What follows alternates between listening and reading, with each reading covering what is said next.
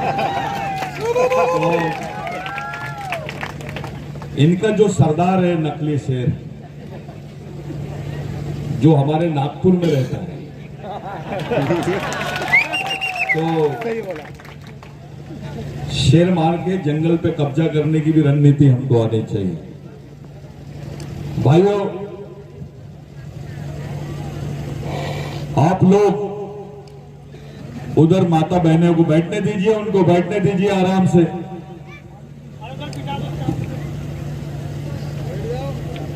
जितने भी हमारे दोस्त भाई जिनको मां मानव भगवान टंटा भील के विचारों पर विश्वास है, वो थोड़ा नजदीक आ जाओ, उधर दूर मत खड़े रहो। समाज के नजदीक रहोगे तो तुमको फायदा होगा, समाज से दूर जाओगे तो कुत्ते की मौत मारे जाओगे।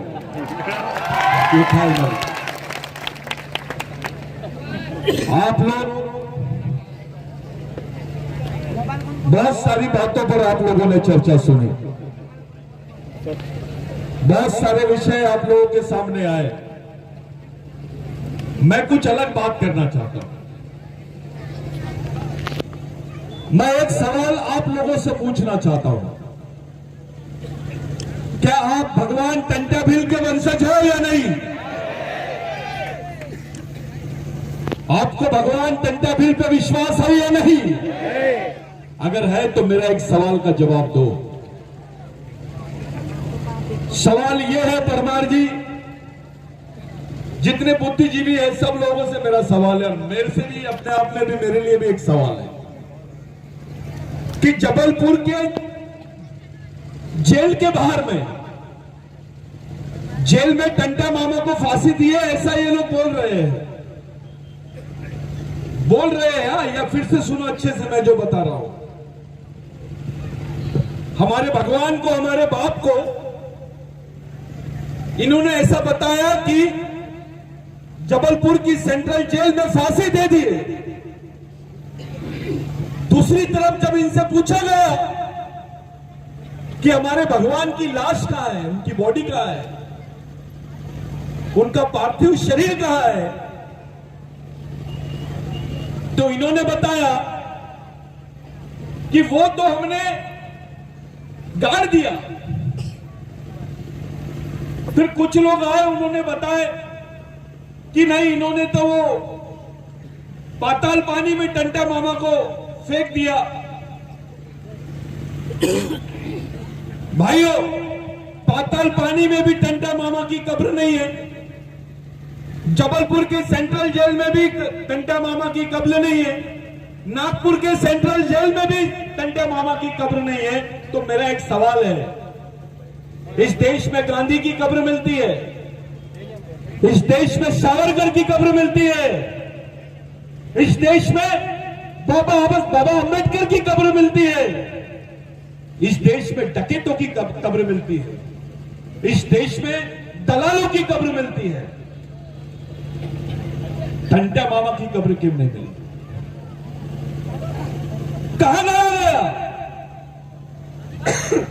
कहां पर है टंटा मामा? अरे इतनी बड़ी कौम थी, किसी कौम के एक नेता ने यह सवाल नहीं पूछा कि हमारे आदमी को, हमारे क्रांतिकारी को आपने फांसी तो दे दी है, कम से कम उनका शरीर हमको वापस कर दो। यह सवाल किसी ने नहीं पूछा। ये आज रहस्य का जमाना, रहस्य बन गया है ये बात। आज आप लोगों ने टंटा मामा का शहीद दिन बोल रहे हैं, आप लोग सब लोग टंटा मामा का शहीद दिन मना रहे हैं, लेकिन आपको मालूम नहीं है आपके भगवान को कहां गाड़ा गया है। कोई ये नहीं बताता कि उनको कहां जलाया गया है। और समाज चुप है, खामोश है समाज। उसको चिंता पड़ी है नेताओं की, उसको चिंता पड़ी है पार्टियों की, उसको चिंता पड़ी है शंकराचार्य की, उसको चिंता पड़ी है आमदेव, रामदेव, कामदेव की। अभी कोई ताली नहीं बजाएगा। हम लोग केवल बात करने के लिए आए हैं। मैं नागपुर से आपकी तालियां सुनने नहीं आया हूं। आपकी गालियां सुन सकता हूं लेकिन तालियां नहीं। मेरा ये सवाल है आप लोगों से कि एक ऐसी कौम है जिसके भगवान के बारे में, उसकी लाश के बारे में उसको खुद को नहीं मालूम, और उसकी आज पुण्यतिथि मना रहे हैं। कैसा हुआ है कि कभी आपके पिताजी मर जाते हैं, उनको कहां गाड़ते हैं आपको मालूम होता है? ये तो देश का बाप था, इस देश का बड़ा बाप था, इस देश का आजा था, इस देश का सबसे बड़ा क्रांतिकारी था। अंग्रेजों के साथ में लगातार 16 साल हथियारबंद लड़ाई लड़ने का जो रिकॉर्ड है वो महामानव भगवान टंट्या भील के नाम पर है। इतिहास में किसी ने नहीं लड़ा। इतनी बड़ी लड़ाई भारत में किसी शहीद ने नहीं लड़ाया भाई। बिरसा मुंडा को भी इतनी बड़ी, इतना समय उनके हिस्से में नहीं आया, उनके मुकद्दर में नहीं आया। हथियार बंद लड़ाई, और ऐसे लोगों के सहारे जिनके बदन पे कपड़े नहीं है, जिनको खाने को रोटी नहीं है, जिनकी मां बहनों पे आए दिन बलात्कार होते थे, जिनकी जमीनें सड़क सड़क पे खड़े होकर जमींदार छीन लेते थे, वो कौम को खड़े करके टंट्या मामा ने 30 साल तक, 15 साल तक के यहां पर हथियार बंद लड़ाई लड़ा है। मामूली बात नहीं है।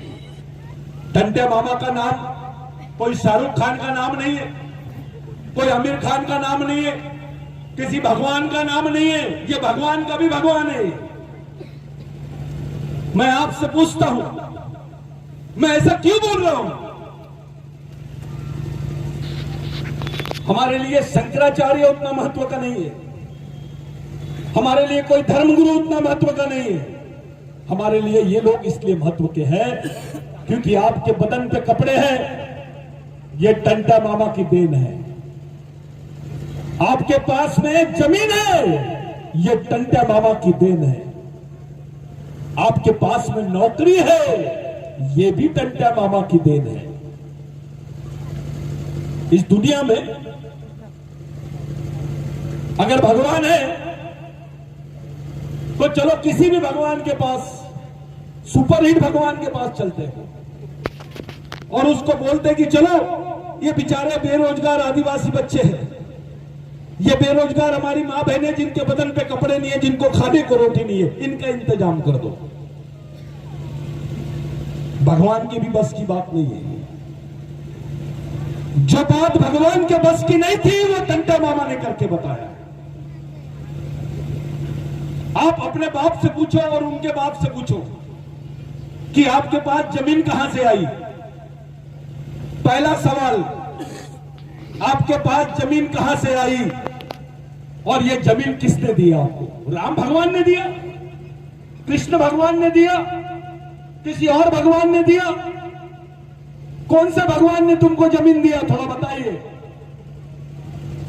मैं ये सवाल इसलिए पूछ रहा हूं कि आदिवासी की जिंदगी जमीन के बगैर अधूरी है, उसकी संस्कृति जमीन के बगैर अधूरी है, उसकी पहचान जंगल के बगैर अधूरा है।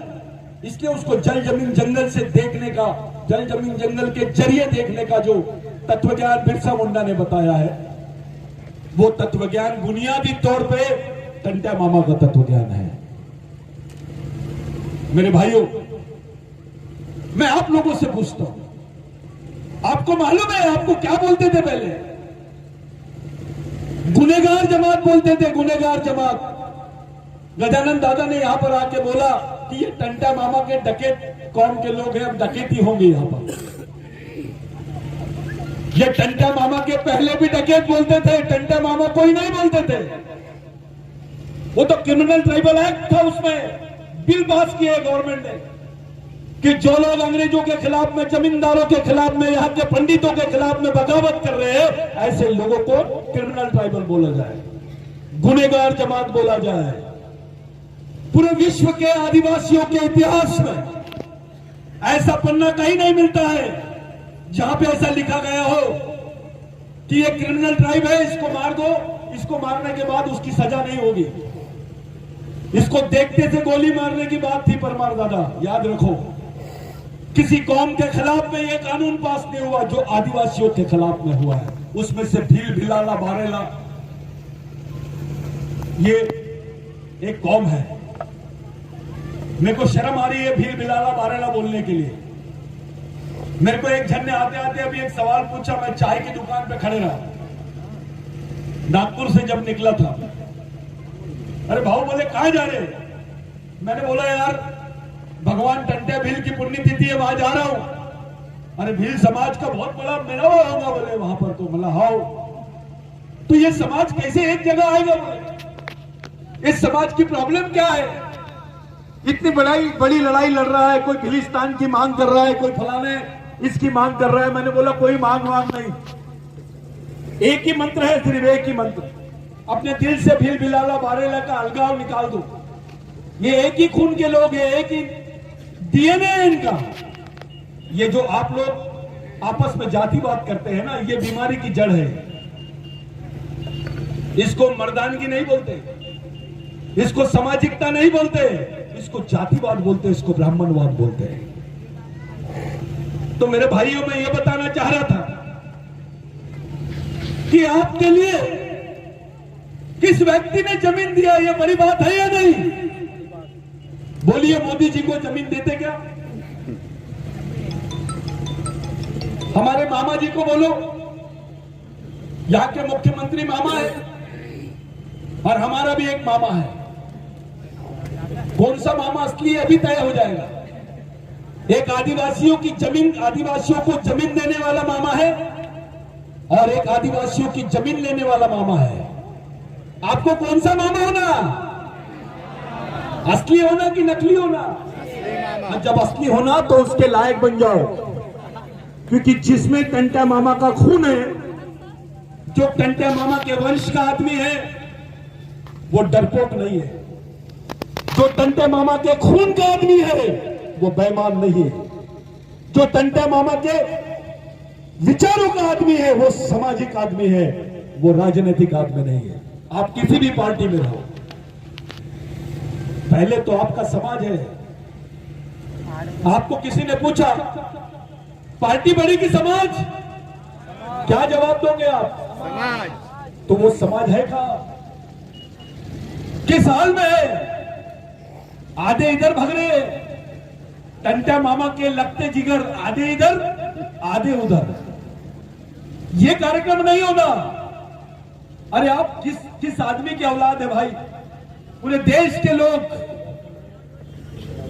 के लोग आज पूरी कौम की तरफ देख रहे हैं, भीलों की तरफ देख रहे हैं, भील वंश के लोगों की तरफ देख रहे हैं। आप समझ लीजिए, भगवान टंट्या भील से महामानव क्रांति सूर्य भगवान बिरसा मुंडा ने प्रेरणा लिया।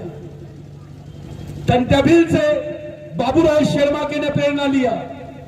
टंट्या भील से राघोजी भांगरे ने प्रेरणा लिया। सभी ने टंट्या भील से प्रेरणा ली। आपसे पूछता हूं, अगर सब लोग टंट्या भील से प्रेरणा लेते हैं तो उसके वंश के लोगों से भी प्रेरणा लेना चाहिए कि नहीं? तो हमने कौन सा आंदोलन चला है टंट्या भील का, बताइए। एक उदाहरण दीजिए मेरे को, जहां टंट्या भील के जुबान से उनके कार्यकाल में भील अलग, भिलाला अलग, बारेला अलग, गोंड अलग, कोरकू अलग, कोई नहीं। टंट्या भील ने ऑर्डर किया रेंगा कोरकू को कि ये अपना आदमी है लेकिन कौम के खिलाफ गया, उसके दोनों हाथ काट डाले।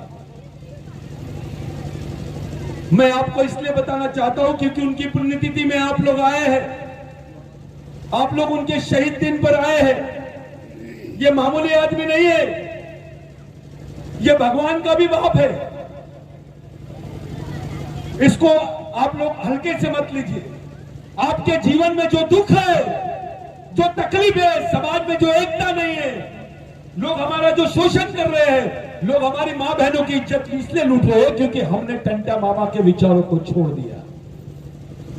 अगर हम टंट्या मामा के विचारों को चलते तो किसी की औकात नहीं है हमारी मां बहनों की तरफ उंगली दिखाने की। ये वो नाम है जिस नाम के लिए आप लोग यहां पर आए। मेरे भाइयों, मेरा पहला सवाल आप अपने दिमाग में रखे जाना कि आखिर टंटा मामा को गायब कहां किया गया, कहां रखा गया टंटा मामा को, और क्या कारण था कि टंटा मामा की बॉडी को गायब किया गया। इसको खोजो, इस पर समझो, इस पर बात करो। टंटा मामा को गुंडा बोला गया, टंटा मामा को डकैत बोला गया, टंटा मामा को लुटेरा बोला गया। ये कैसा लुटेरा है यार कि अमीरों को लूट के गरीबों को बांटता है।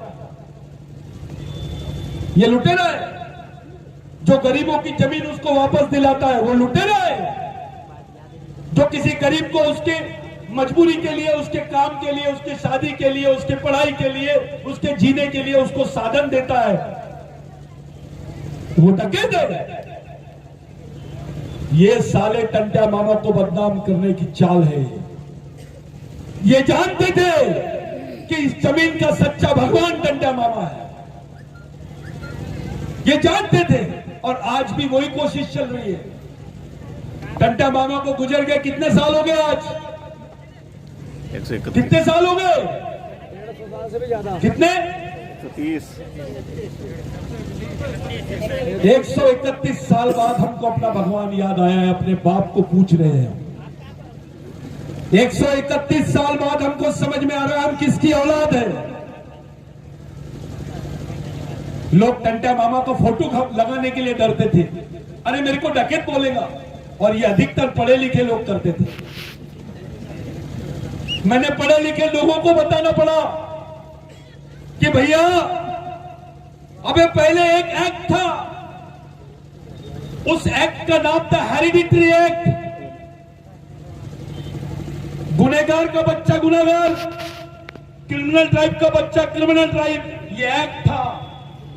तुम्हारा नाम क्रिमिनल ट्राइब में था, यानी तुमको गुनहगार, पैदाइशी गुनहगार थे हम, और जैसा बच्चा पैदा होता था तो समझ लेने का कि वो गुनहगार है।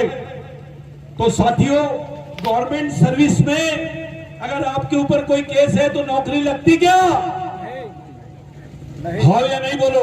नहीं। इसलिए आदिवासियों को उस वक्त ढीलों को, बिलाला को, बारेला को, पावरा को, कोरकू को, गोंड को नौकरियां नहीं मिलती थी, क्योंकि उनको क्रिमिनल ट्राइब बोला गया था। सरकारी नौकरी में उनको भागीदारी नहीं थी। साथियों,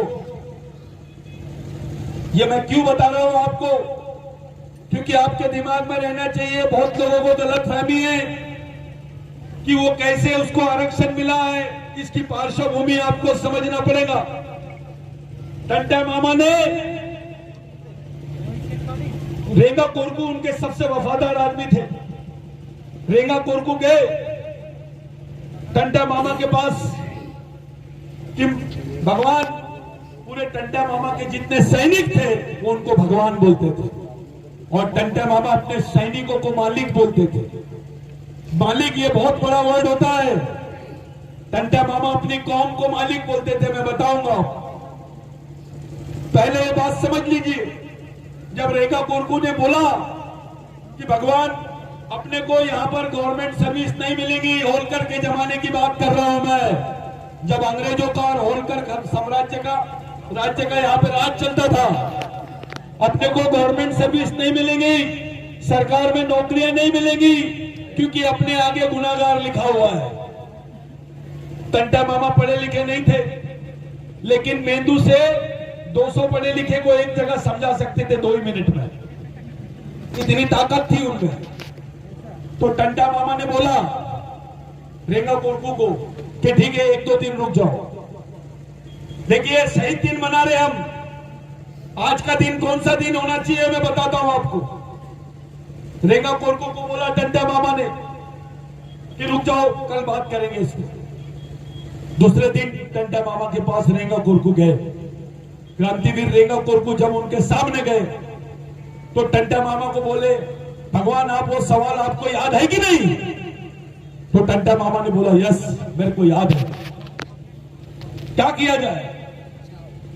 टंटा मामा ने बोले, जाओ अंग्रेजों को बोल दो कि जिस टंटा भील को आपने 17 साल से पकड़ नहीं पाया, उसको पकड़ने का एक ही तरीका है कि ये जो आपकी पुलिस फोर्स है, ये जो पुलिस की सेना है, इसमें आदिवासियों को भर्ती कराओ। पहले समझ लो मैं क्या बोलना चाह रहा हूं। जिस आदमी को आपने याद किया, उसने अपने जान की कुर्बानी दिया है, उसमें तुम्हारी रोटी में उसका खून शामिल है, तुम्हारी रोजी में उसका खून शामिल है, तुम्हारे कपड़ों पे अभी भी उसके दाग है, तुम्हारी मां बहनों के माथे पे अभी भी टंटा मामा का सिक्का है। टंटा मामा ने बोला जाओ बोल दो कि जितने भील बिलाला बारेला पावरा गोरकू है, गोड है, इनको पुलिस में भर्ती कर दो। उस वक्त 1300 सैनिकों को पुलिस में भर्ती किया अंग्रेजों ने।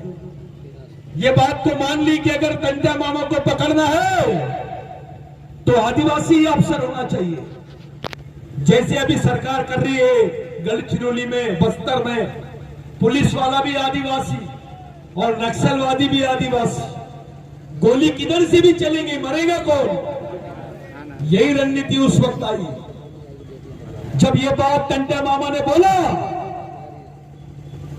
कि जाओ बोलो, तो अंग्रेज मान गए। पहली बार भारत के इतिहास में, पहली बार किसी गवर्नमेंट के महकमे में, किसी सरकारी नौकरी में यहां के भीलों को, बिलाला को, बारेला को, पावरा को, दाविद को नौकरी में लिया गया, कोरकू को लिया गया। ये डॉक्टर बाबा साहब अंबेडकर का प्रोविजन नहीं था, ये उसके पहले का प्रोविजन था जो डॉक्टर बाबा साहब अंबेडकर ने आगे बढ़ाया। बाबा साहब का मैं इतिहास बताना चाहूंगा 2 मिनट के लिए, लेकिन आपको यह मालूम होना चाहिए कि आपके जेब में, आपके बच्चों के हिस्से में, आपकी खून के हिस्से में नौकरी कहां से आई। उसके बाद से यहां के भील बिलाला बारेला को नौकरियों में स्थान मिला, आपको आरक्षण मिला, आज नौकरियों पर आप है। Criminal tribal bill automatically abolish हुआ है। इस देश के पार्लियामेंट में कोई प्रस्ताव पास नहीं हुआ, उसको इट हैज ऑटोमेटिकली एबॉलिश किया, उसको ऑटोमेटिक खत्म हुआ है। ये टंटा भील है जिसके लिए आप लोगों ने बैठा है। आप सोच सकते हो, एक हथियारबंद आदमी, एक अनपढ़ आदमी पूरे समाज को नौकरी दे दिया, पूरे समाज के लोगों को जमीनें दिया, जिसको आप लोग आज ये भील प्रदेश बोल रहे हो। दादा, भील प्रदेश में तमाम क्रांतिकारियों का बहुत बड़ा सहयोग है, लेकिन रेवेन्यू लैंड एक्विजिशन एक्ट में अगर सबसे ज्यादा किसी का योगदान है तो वो टंटा मामा का योगदान है। लेकिन क्या है, जिसका खाते हैं हम, जिसके वजह से नौकरी मिली है, जिसके वजह से मेरे बच्चों के पेट पे रोटी आई है, जिसके वजह से हमारी मां बहनों के बदन पे कपड़े आए हैं, उसी टंटा मामा को हम लोगों ने भुला दिया। हम समझ रहे नहीं कि वास्तविकता में उस नाम में कितना करंट है। मैं बहुत बहुत धन्यवाद देना चाहता हूं जिन लोगों ने भी इस पुतले को यहां पर बिठाया, जो 2 क्रांतिकारियों के, 3 क्रांतिकारियों के पुतले बिठाए, और खास करके भगवान टंटा भील का। आप उन तमाम आयोजक और नियोजन करने वाले लोगों के लिए जोरदार तालियां बजाएं। ये सच्चे नेता नहीं तो यहां तो मिनिस्टरों की फटती है टंटा मामा के नाम से। अबे खून का है तो लगा पीछे वोट, उनका पोस्टर लगा, फोटो लगा और बोल ये मेरा बाप है। यह डरने वाली बात नहीं होना, यह भगने वाली बात नहीं होना। टंटा मामा की बात वो आदमी कर ही नहीं सकता जो भागता है समाज से। टंटा मामा बहुत बड़ी चीज है भाई। टंटा मामा का इतना, यानी आदिवासियों का इस जमीन पर पहला भगवान मैं मान लूंगा टंटा मामा। वैसे तो हमारे लिए हर शहीद हमारा भगवान है, लेकिन बुनियादी रूप से जिस तरीके से हम भारत के इतिहास को देखते हैं, टंटा मामा का कोई तोड़ नहीं है। टंटा मामा को बहुत छोटा बताया गया है। मेरी आप लोगों से दरखास्त, ये पहलू पे आप लोग ध्यान दो। अब दूसरा पहलू पे आ जाता, मेन वाले, जिसपे आजकल बहुत चल रहा है, करंट टॉपिक। दादा ने बताया कि मध्य प्रदेश गवर्नमेंट आदिवासियों की जंगलों को बेच रही है। मैंने 5 साल पहले बताया था कि ये लोग लैंड बैंक बना रहे हैं। आरएसएस के साथ बैठकर इन्होंने मंत्रणा की है कि अब आदिवासियों के साथ साथ उनकी जमीनों को कैसा बेचा जाए, क्योंकि आदिवासियों का खून बेचा जा रहा है, आदिवासियों की किडनी बेची जा रही है, अब उनकी मां बहनें बेची जा रही है, अब आदिवासियों की जमीन उनको बिगर पूछे बेची जाएंगी। आप क्या कर लोगे? आपके नेता क्या उखाड़ देंगे? क्या है आपके पास में? आपका कौन सा संगठन है? सब तो व्हाट्सएप पे चल रहा है। अरे फोन पे प्यार नहीं होता भाई, और ना फोन पे लड़ाई होती है। जमीन पे आ, प्रैक्टिकल बताओ, जमीन पे कहां है हम?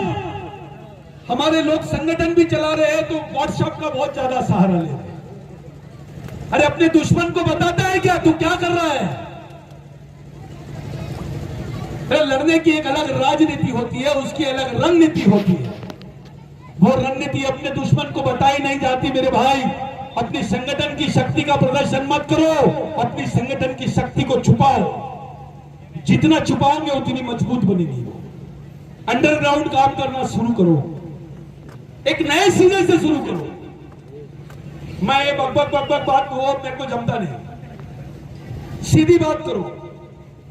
किस बात की जरूरत है?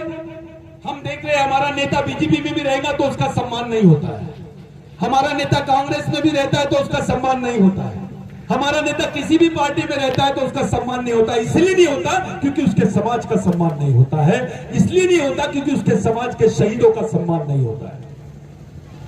मेरे को बताइए कौन से पेपर में आया? आज 4 दिसंबर है, भगवान टंटा भील के शहीद दिन है, ऐसा कौन सा पेपर में आया? न्यूज पेपर में बताइए। नहीं आया मैंने, हमारे में कोई नेशनल न्यूज पेपर में आया क्या? जम के बोलो नहीं। क्यों नहीं आया? आपका पेपर क्यों नहीं चलाते आप? आपको मना किसने किया? आप खुद का अखबार क्यों नहीं चलाते हो? आपके पास आपका अखबार नहीं है, आपके पास आपका मीडिया नहीं है, आपके पास आपके सुनने वाले लोग नहीं है, आपके पास आपके बोलने वाले लोग नहीं है, और सबसे बड़ी तकलीफ की बात है आपके पास आपके लिए लड़ने वाले लोग नहीं है। साथियों, यह मिशन की जरूरत है आज। जिस मिशन को टंटा मामा ने चलाया, जिस मिशन को बाबूराव शर्मा के ने चलाया, राघोजी बांगरे ने चलाया और महामानव क्रांति सूर्य भगवान बिरसा मुंडा ने चलाया, उसी मिशन को चलाने की जरूरत है। हमने दुकान लगा लिए, मैं ये संगठन का हूं, मैं वो संगठन का हूं, चलो इधर आ जाओ, मैं तुमको राष्ट्रीय अध्यक्ष बना देता हूं। किसको होना पद? मैं यही ऐलान करता हूं, किसको पद होना ले लिए। अबे राष्ट्रीय अध्यक्ष बनने से कुछ नहीं होता है। जमीन पे क्या है ये बता, तेरे मेंदू में क्या है ये बता, तेरे कपड़े कैसे है ये नहीं देखना है मेरे को। मिशन में तुम्हारे कपड़े, तेरी बॉडी कैसी है ये नहीं देखना है, तेरे दिमाग में कितनी ताकत है वो देखना है। कैसा है, समाज के लिए क्या कर सकते हैं हम, उसके लिए कैसे चला सकते हैं अपना मिशन, उस बारे में बात करो। इधर उधर की बात मत करो। आप ये पेड़ की डालियां काटने में बात मत करो, जड़ पे बात करो। मेरे भाइयों, ये लैंड बैंक केवल मध्य प्रदेश में नहीं बना है, ये लैंड बैंक छत्तीसगढ़ में बना है। अब समझ लो, ये लैंड बैंक महाराष्ट्र में भी बनने वाला है, ये लैंड बैंक झारखंड में भी बनने वाला है। और इसलिए जो फॉरेस्ट बिल है उसको अटका के रखे हैं। वो अटका के इसलिए रखे कि जो जमीन की दावेदारी वो लोग कर रहे हैं वो जमीन लैंड बैंक का हिस्सा है। अब समझ में आया ये बता रहे हैं कि हम शादी नहीं करने वाले, लेकिन बता दिए सगाई हो गई। यानी देखो दिमाग कैसा चल रहा है इनका। आपको पूछेंगे नहीं और आपकी जमीन का सौदा हो जाएगा। अरे अपनी मां, अपनी बहन और उससे बड़ी चीज अपनी जमीन, उसको भी आदिवासी अपनी मां समझता है। हमको पता भी नहीं चलेगा, हमारी जमीन का सौदा हो जाएगा और हम कुछ नहीं कर सकेंगे, क्योंकि हमारे में जज्बा नहीं रहेगा, हमारे में ताकत नहीं रहेगी, हमको कोई पूछेगा नहीं।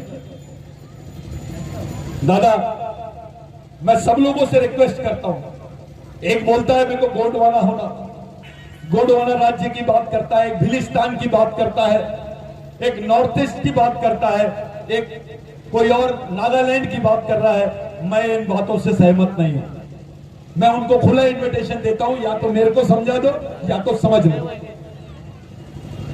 दूसरी चीज, पहली बात यह है कि आप लोगों के सामने पहला प्रश्न यह है मेरे भाई, कि आप अगर भाषावर प्रांत की बात करना चाहते हो तो मेरे को बताइए, तुम्हारी भाषा तो भारत की पहली भाषा है, सबसे पहली भाषा है, लेकिन भारत सरकार ने यूनाइटेड नेशंस में ऑक्सफोर्ड यूनिवर्सिटी में इस देश की पहली भाषा संस्कृत को डिक्लेयर कर दिया है, उसको मान्यता मिल गई है। अगर संस्कृत इस देश की पहली भाषा हो गई तो आदिवासी इस देश का पहला आदमी कैसे होगा भाई? थोड़ा सोचो। हमारे सामने केवल सांस्कृतिक प्रश्न नहीं है, सांस्कृतिक प्रश्न का जो आधार है वो तुम्हारी भाषा है, तुम्हारे रीति रिवाज है। आजकल चल रहा है एक जन सरना धर्म लेंगे, उधर चल रहा है गोंडी धर्म लेंगे, कोई मुंडा धर्म की बात कर रहा है, कोई भिल्ली धर्म की बात कर रहा है। ये बेवकूफी मत करो। अगर ये अलग अलग धर्म हो गए, जैसे आज मुंडा अलग है, भील अलग है, गोंड अलग है, वैसे ही जात धर्म के नाम पर भी हम अलग हो जाएंगे। समाज एक जगह आएगा कैसे? तो आपको धार्मिक कोड की बात नहीं करनी पड़ेगी, आपको सांस्कृतिक कोड की बात करनी पड़ेगी। क्योंकि भील की संस्कृति, पुंडा की संस्कृति, देश के किसी भी आदिवासियों की संस्कृति कैसी है? एक है। इतना ही नहीं, विश्व के आदिवासियों की संस्कृति भी एक है। भाइयों, मैं जाते जाते 2-3 बातें बोलना चाहता हूं। मेरी तबीयत थोड़ी ठीक नहीं है, लेकिन हमारे बॉस का ऑर्डर था आना है, तो कार्यकर्ताओं को दौड़ना पड़ता है कि जहां से ऊपर से ऑर्डर आया जाना है तो जाना है। मैं खड़े भी नहीं रह सकता हूं, और वो यकीन भी नहीं मानेंगे कि मैं खड़े नहीं रह सकता, और मैं भी चाहूंगा कि उनको यकीन ही ना हो कि मैं खड़े नहीं रह सकता। तो मेरा एक सवाल यह है, मैं जाते जाते एक बात आप लोगों के बीच में रखना चाहता हूं कि क्या ऐसी परिस्थिति को आप निर्माण कर सकते हो क्या कि अपने देश के आदिवासियों के लिए एक ही सांस्कृतिक कोड रहे? होना चाहिए कि नहीं? होना चाहिए। मैं इसलिए बोल रहा हूं कि भाइयों, इस भिलिस्तान एरिया में आरएसएस ने 5 लाख कैडर बनाए हैं। कितने? 5, जिसमें से 1 लाख आदिवासियों को उन्होंने प्रशिक्षित कर दिए। हाँ। अब सवाल खड़ा होता है, तुम्हारा ही भाई दुश्मन की सेना का सेनापति बन के तुम्हारे सामने खड़ा है, लड़ोगे किससे? हाँ। जो आदिवासी नहीं है उनके पास 1 लाख आदिवासियों का संगठन है, और जो आदिवासी है उनके पास 1000 लड़कों का भी प्रॉपर संगठन नहीं है। मेरे को मुंडी नहीं हो रहा। ऐसे 1 लाख लोग रहे उसका कोई वैल्यू नहीं है, लेकिन 10,000 लोग भी रहे, एक विचारों के रहे, मजबूत विचारों के रहे, उसकी जरूरत है। ये कारखाना कैसे बनाओगे उसके बारे में विचार करना छोड़ो, सोचो। ये मोबाइल में ऐसा, मैं ऐसा हूं, मैं वैसा हूं, मैं फलाना हूं, ये आदिवासी टाइगर, मैं काहे का टाइगर? अभी तो टाइगर को जहर दे के मार रहे हैं, गोली दे के, गोली खा के मार रहे हैं, टाइगर भूख से मर रहा है। लेकिन एक बात सच है, टाइगर जिंदा है। तो मैं ये बोल रहा हूं कि आप लोगों के दिमाग में ये बात डाल लीजिए, जब तक कि आप शिक्षण और प्रशिक्षण का कार्यक्रम नहीं चलाएंगे समाज खड़ा नहीं हो सकता है, और उसके लिए आपको मिशन की जरूरत है, और यही टंटा मामा का मिशन आपको चलाना है। आपकी आने वाली पीढ़ी को अगर जिंदा रखना है तो टंटा मामा के विचार ही आखिरी पर्याय है। मेरे भाइयों, आरक्षण नहीं रहेगा तो आप क्या करोगे बताइए? अब आरक्षण खत्म हो रहा है 13 जुलाई को। 13 जुलाई 2021 में इनके पास कोई पोस्ट ही नहीं रहेगी। पूछिए इनके पास में सरकारी पोस्ट नहीं है तो आरक्षण कैसे? समझ रहे हैं आप? सरकारी पोस्ट ही नहीं है तो आरक्षण कैसे होगा? वे आरक्षण पोस्ट के लिए है ना, नौकरी के लिए आरक्षण है ना। नौकरी नहीं है तो आरक्षण कैसे होगा? तो अपने लोगों को बेवकूफ बनाते हैं आरक्षण की बात कर। अबे बिगर गोली की बंदूक दे रहा है क्या? बंदूक दे रहा है, गोली नहीं है, मतलब क्या? उससे अच्छा तो डंडा है। अरे बंद हवाई जहाज से अच्छी चालू साइकिल है। हवाई जहाज है और बंद है, क्या मतलब है? लेकिन साइकिल है और चालू है तो हम पहुंच जाएंगे अपनी मंजिल तक। तो पहले ये समझ लो कि अब आरक्षण खत्म हो गया तो तुम क्या करोगे? अब तुम्हारी भाषा, तुम्हारी बोली की पहचान खत्म हो गई, तब क्या करोगे? तुम्हारे समाज का आदमी खत्म हो रहा है, उसका माइंड बदला जा रहा है, तो क्या करोगे? तुम्हारी आने वाली पीढ़ी तुम्हारे विचारों पे नहीं खड़ी हुई, तब क्या करोगे? और ये सरकार तुमको दबाने की कोशिश करे और भगाने की कोशिश करे यहां से, तो क्या करोगे? इन सब चीजों की तैयारी कैसे करोगे आप? इसका रास्ता कौन सा है? कौन से रास्ते से हमने अपने समाज को ले जाना है? उस दिशा में सोचना शुरू कर दो। मेरे भाइयों, मेरे को गर्व है ये बात बोलते हुए आपके बीच में। मैं आपके बीच में ये बात बोल रहा हूं। मैं बहुत बड़ी बात नहीं कर रहा हूं, लेकिन सच्चाई बता रहा हूं। आज हम लोग भगवान टंटा भील का यहां पर शहीद दिन मना रहे हैं, लेकिन भगवान टंटा भील का जन्मदिन अमेरिका में भी मनेगा, अफ्रीका में भी मनेगा, पाकिस्तान में भी मनेगा, सब देश के आदिवासी लोग उसको मानेंगे। ये तैयारी चालू है। अब टंटा मामा को लेके जाना है दुनिया में, उनको बताना है असली शेर ये जिसके वजह से भारत बना। 1935 का जो एक्ट है, उस एक्ट की पहली फेज में जिसका प्रस्ताव था ब्रिटेन में, वहां पे पहले ब्रिटेन इडवन रॉक ने बोला था कि टंटा भील के देश की बात है। क्या बोला था? टंटा भील की देश की बात, यानी अंग्रेज मान गए थे कि ये देश किसका है। तो इस देश का मालिक कौन है? अगर आप मालिक हो तो मालिक जैसे रहो, गुलाम जैसे मत रहो। कौन से भगवान ने आपको मालिक बनाया? खड़े हो जाओ, बताओ वो भगवान का नाम बताओ, कहां रहता है, उसका एड्रेस बताओ। ये आदमी के लिए ताली बजाओ, डरा नहीं हो, असली आदिवासी दिख रहा है। ये इसका मतलब अपने बीच में कुछ है। मेरे को थोड़ा शक हो गया था, लेकिन अब शक करना भी जायज था। अनुभव बहुत गलत आए हैं।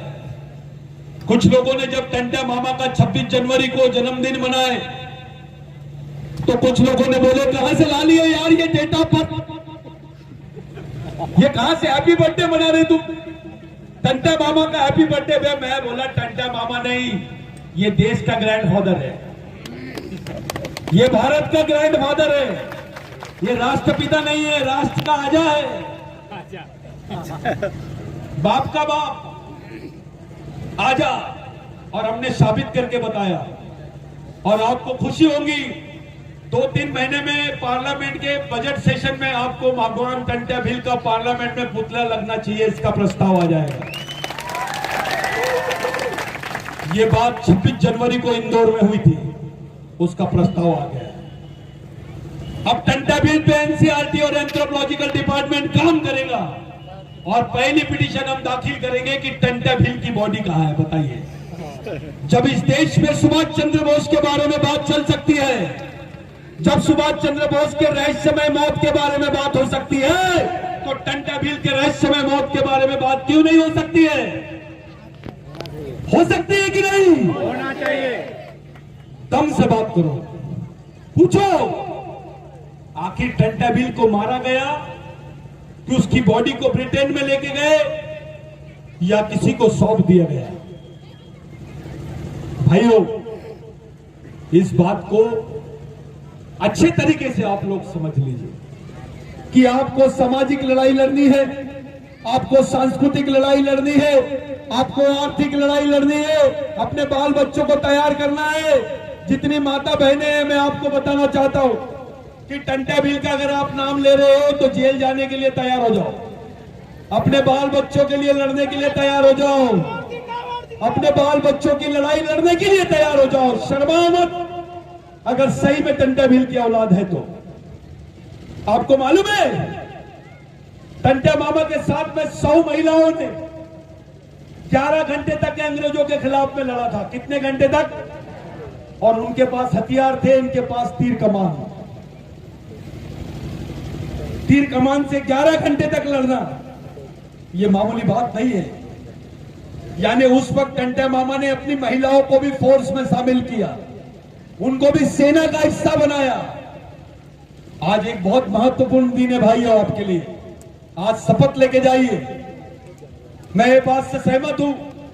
कुछ लोगों ने बोले कि भाई समाज का आने वाली पीढ़ी भी नेतृत्व करना चाहिए। मैं इसके लिए सहमत हूं। मेरी सोच ये, राजा का बेटा राजा नहीं और नेता का बेटा नेता नहीं। समाज के गरीब आदमी का भी बच्चा समाज का नेतृत्व करना चाहिए, इसलिए मिशन की जरूरत है। आप लोग एक ऐसे समाज का गठन करने की तरफ हम लोग जाना चाहते हैं जहां समाज का जाति, व्यक्ति, पार्टी, क्षेत्र कुछ नहीं, केवल समाज और समाज। सांस्कृतिक आधार पर पूरे आदिवासी समाज का गठन करना ये एकमेव पर्याय है। अगर आप संस्कृति की बात करते हैं तो यहां का ओबीसी को पूछना पड़ेगा कि तेरा धर्म हिंदू हो सकता है, बता तेरी संस्कृति क्या है, तो वो बोलेंगे आदिवासी। यहाँ के दलित को पूछेंगे तेरा धर्म बौद्ध हो सकता है, तेरी संस्कृति कौन सी है, तो वो बोलेंगे आदिवासी।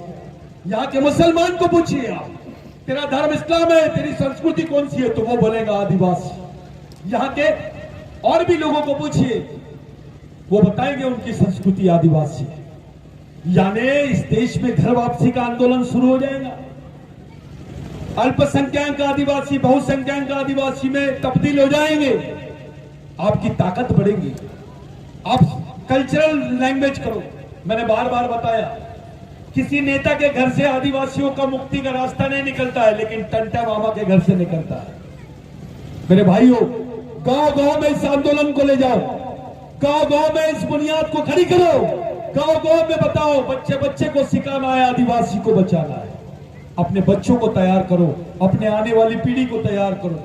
मैं इतनी भीड़ देख लिया, मेरे को लगा ये सब नए लोग हैं, तो मैं अपनी पुरानी शैली में बात करना चाह रहा था। आप लोगों से मैं मिला, मेरे को बुलाया आप लोगों ने, मैं इतने बड़े फंक्शन में मैं शामिल हुआ। और मेरे जो वरिष्ठ लोग हैं, मेरे बॉस लोग हैं, मैं उनका भी धन्यवाद देना चाहता हूं कि काफी जोरदार आप लोगों ने मेहनत करी। एक बार उन लोगों के लिए तालियां बजा दो जो लोगों ने इतनी मेहनत से आप लोग आए हैं। मेरे भाइयों, 3 बातें आपके दिमाग में डाल लीजिए। एक, आपको सामाजिक संगठन का गठन करना है टंटा मामा के मिशन के लिए। आपको गांव गांव में जाना है, हर आदमी को जोड़ना है, अपनी मेहनत का पैसा, कुछ पैसा इस मिशन को चलाने के लिए देना है। क्योंकि इस मिशन में पढ़े लिखे लड़के काम करेंगे, उनको जो बहन है उनकी रोजी रोटी का, उनके घर का, वो तो भी आप लोगों ने देना चाहिए। उतना प्रबंध करो। और ये आंदोलन यहां से नहीं, ये आंदोलन पूरे देश में चलना चाहिए। देश पहचानना चाहिए टंटा मामा कौन है, टंटा भील कौन है। मैं आप लोगों से, ये पार्टी वार्टी के दायरे से बाहर आ जाओ। वो बाहर की बात है, ये अंदर की बात है। समाज ये अंदर की बात है, पार्टी, संगठन, नेता ये बाहर की बात है। जब बात समाज की होती है तो बंद दरवाजों में होनी चाहिए। मैं आप तमाम लोगों का शुक्रिया अदा करता हूं। मेरे से ज्यादा मैं बोल नहीं पाऊंगा, खड़े नहीं रह पाता हूं, लेकिन ये नए लड़के जितने हैं, मैं उन लोगों को हाथ जोड़ के विनती करता हूं, बेटा सब लोगों से विनती करता हूं, अपने ब्रेन में ताकत पैदा करो, सोचना शुरू करो, एक अच्छी सोच लाओ। टंटा भील की आइडियोलॉजी क्या है ये बताओ। लोग चुप हो जाते जब हम टंटा भील के बारे में बात करते हैं। किसी दिन हम टंटा भील की आइडियोलॉजी के बारे में जब बात करेंगे तो रोंगटे खड़े हो जाएंगे, आंख से आंसू निकलते हैं। आप लोग एक ऐसे मिशन की तरफ जा रहे हो जहां जिंदगी कोई मायना नहीं रखती। मैं आपसे पूछता हूं, क्या आपके बाप ने आपके लिए जान दिया? क्या आपके भाई ने आपके लिए अपने आप को सूली पे लटकाया? जिसने अपने लिए किया, मैं किसी राजा वाजा को नहीं मानता, यही राजा है अपने। इनके वजह से जमीन आई, राजाओं के वजह से नहीं आई। क्योंकि इस समाज के साथ तो हमेशा गद्दारी हुई, सरदार ही गद्दार था। अपना रियल सरदार टंटा मामा है, बिरसा मुंडा है, राघोजी भांगरे है, बाबूराव शर्मा के है और बाकी लोग हैं। मैं आप लोगों से विनती करता हूं, अरे कुर्सी का कोई झटका, तुम टेंशन मत लो। तो मैं एक बात बोल रहा हूं, जो नए पीढ़ी के लड़के हैं, आप लोग कैडर्स में, शिविर में बैठो। आप अपने दिमाग में मत डालो मैं ये संगठन का हूं, वो संगठन का हूं। ये दिमाग से निकाल दो मेरे भाइयों, अपने दिमाग से निकालो। संगठन छोड़ो, समाज छोड़ो। संगठन छोड़ो, समाज छोड़ो। ये अभियान टंटा मामा का कसम खा के आप लोगों को चलाना है। ये जमीन क्रांति जमीन बनना चाहिए। ये जमीन को, इस मीटिंग को सब लोगों ने याद करना चाहिए। यही मैं आप लोगों से बोलने के लिए नागपुर से यहां आया हूं। मैं उम्मीद करता हूं आप लोग इस बात को जरूर सुनेंगे, इस बात को जरूर, इसका आप लोग विश्लेषण करेंगे और इस पर काम से लगेंगे। कोई पर्याय नहीं है, ये फालतू की बातें हैं, ये फोकनार बातें हैं, ये ऐसा है, वो वैसा है, ये ऐसा कुछ नहीं होता। समाज को एक जगह लाओ, उसको तैयार करो, उसको ब्रेन से तैयार करो, उसको संगठित करो, एक प्रेशर बनाओ अपने लोगों का, एक सामाजिक दबाव बनाओ, ताकि कोई भी नेता रहे, बैठ बोले तो सो जाना चाहिए। क्या बोला मैंने? बैठ बोले तो सो जाना चाहिए। इतना प्रेशर आप लोगों ने बनाना चाहिए। मैं आप लोगों को बताना चाहता हूं कि आपके लिए कोई पर्याय नहीं है समाज के मिशन के अलावा। कोई दूसरी दुकान आपको बचा नहीं सकती, कोई दूसरी दुकान में आपका ट्रीटमेंट नहीं हो सकता, आपका राशन पानी नहीं मिल सकता। आपको मिशन चलाना ही पड़ेगा, दूसरा कोई पर्याय नहीं है। कोई भगवान भगवान शंकराचार्य भंकराचार्य कोई कुछ नहीं करते। अपना main whole and soul boss कौन है? इसको लेके चलो। God of god, father of father, brother of brother, ये वो नाम है जहां से क्रांति शुरू होती है, जिसके तलवों में लिखा हुआ था कि ये आदिवासी है। आपको शायद नहीं मालूम होगा, रेंगा कोरकू ने जेल में बोला कि साहब टंटा मामा ने अपने दोनों पैर पे गोदा के रखा है मालिक। इसलिए टंटा मामा का नारा है, सरकार देश की चालक है। थोड़ा जोर के बोलो, वहां तक आवाज आनी चाहिए। सरकार देश की चालक है, आदिवासी देश का मालिक है। सरकार देश की चालक है, आदिवासी देश का मालिक है। मैं जिंदाबाद सुनना चाहता हूं। क्रांतिवीर टंटा भील जिंदाबाद, जिंदाबाद जिंदाबाद, भगवान टंटा भील जिंदाबाद, जिंदाबाद जिंदाबाद, भगवान बिरसा मुंडा जिंदाबाद, जिंदाबाद जिंदाबाद। साथियों, अब उल्टा नारा देंगे। मैं बोलूंगा जो जमीन सरकारी है, आपको क्या बोलना है? जो जमीन सरकारी है, वो जमीन हमारी है, जो जमीन सरकारी है, वो जमीन हमारी है। ये नारा याद है, ये नारा भी लेके जाओ टंटा मामा। बच्चे बच्चे को सिखाना है, आदिवासी को बचाना है, बच्चे बच्चे को सिखाना है, आदिवासी को बचाना है। साथियों, किसी भी आंदोलन को, किसी भी महापुरुष के सम्मान में जब आप लोग देखते हैं तो उसके विचारों को देखो, उसके त्याग को देखो, उसके बलिदान को देखो और उसके विचारों पे चलने वाले मिशन को देखिए। यही मेरी आप लोगों से विनती है। जय आदिवासी। जय आदिवासी।